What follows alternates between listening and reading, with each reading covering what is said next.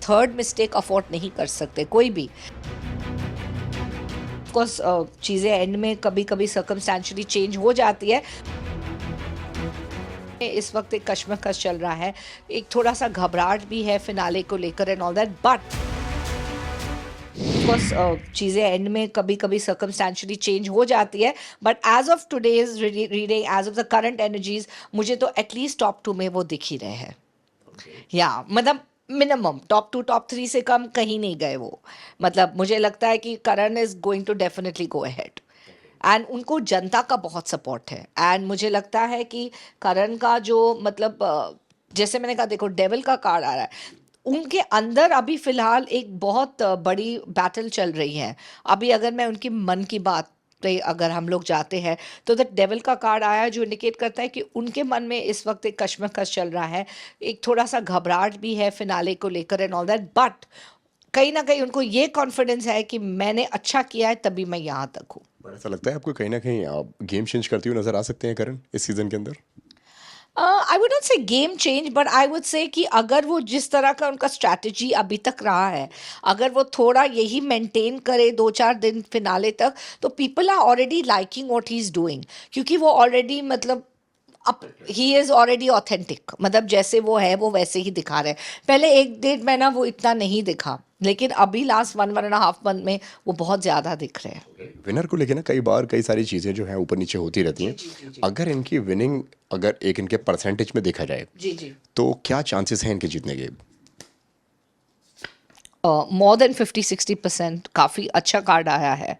4 of wands का card आया है, so it's a very positive card. Karan के लिए इट्स नॉट दैट उनको शादी नहीं करनी चाहिए, उनके लिए रिलेशनशिप या लिव इन इस वक्त फॉर 1-1.5 ईयर ज़्यादा सूटेबल है, क्योंकि करण को टाइम देना है एक रिश्ते को बिफोर, बिकॉज अभी थर्ड मिस्टेक अफोर्ड नहीं कर सकते कोई भी, and not him as well. तो मैं कहूँगी कि करण को फ्रॉम द कार्ड्स जो एडवाइस है, और ऑफ कोर्स वो मेरा दोस्त भी है, और मैं यही उनको एडवाइस देना चाहूँगी कि प्लीज़ आप थोड़ा सा टाइम लो, जल्द घबराहट में और या जल्दबाजी में कुछ मत करो, और जल्दबाजी होकर कोई डिसीजन ना ले। And definitely 3 of pentacles says आप दोबारा रीसेटल हो सकते हैं, लेकिन just give it at least 6 to 8 months from you coming out from the show at least. मतलब जल्दी जल्दी में कोई डिसीजन मत लो, because I think last marriage में भी उनका बहुत जल्दी हुआ, तो वो बाद में जाके जो पत्ते खुलते हैं इट बिकम्स अ प्रॉब्लम। क्या लगता है आपको कि करण की लव लाइफ और करण की पर्सनल लाइफ इतनी उतार चढ़ाव से भरी हुई है? जी मतलब दो शादी नहीं चलवाना, it's a very big thing. जी जी जी और अब फिर पंडित जी आए, उन्होंने एक और कंट्रोवर्शियल स्टेटमेंट दे दिया कि भाई तुम शादी मत करो। जी और फिर बाहर कई सारी बातें होने लगी, फिर उनकी बहन गई, उन्होंने भी कुछ उसके ऊपर बातें निकाली। और फिर जब फैमिली वीक आया, जब चुम की मम्मी आई, तो उन्होंने भी कई सारे हिंट्स दिए, वहाँ पे भी एक बॉन्ड बनता बिगड़ता हुआ और कई सारी चीज़ें, मतलब एक क्यूट नोक झोंक हमें देखने को मिली उनकी मम्मी के साथ में। वो शर्माते हुए देखे, कहीं इधर जाते हुए, वो करते हुए। जी। क्या लगता है ये बॉन्ड घर के बाहर आने के बाद में भी वैसा ही बनता हुआ नजर आएगा जैसा घर में है अभी? सी देखो, अब मुझे लगता है कि चुम और करण का बॉन्ड रहेगा, लेकिन अभी 100% वो लोग एक रिलेशनशिप में जाएंगे या नहीं जाएंगे ये तो it's to be seen between them.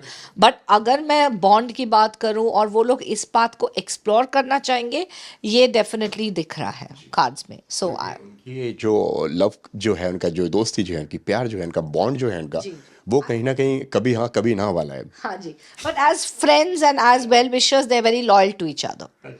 तो मुझे लगता है कि मैंने आई थिंक चुम का भी स्टेटमेंट दे, मैं कभी करण को नॉमिनेट नहीं करूंगी या व्हाटएवर, वो एक है, और करण का एक बहुत स्ट्रॉन्ग सॉफ्ट स्पॉट है चुम के लिए। तो और मुझे लगता है कि करण भी जानता है, अगर वो ये नेशनल टीवी पे अपना अफेक्शन दिखा रहा है, मैं ये नहीं बोल रही हूँ कि वो एकदम ही is doing it in a very dignified way, अगर वो अपना अफेक्शन दिखा रहा है तो सोच समझ कर दिखा रहा होगा कि उनको मालूम है कि सारे आंखें तुम पे है बिकॉज बिग बॉस तो हर कोई देखता है।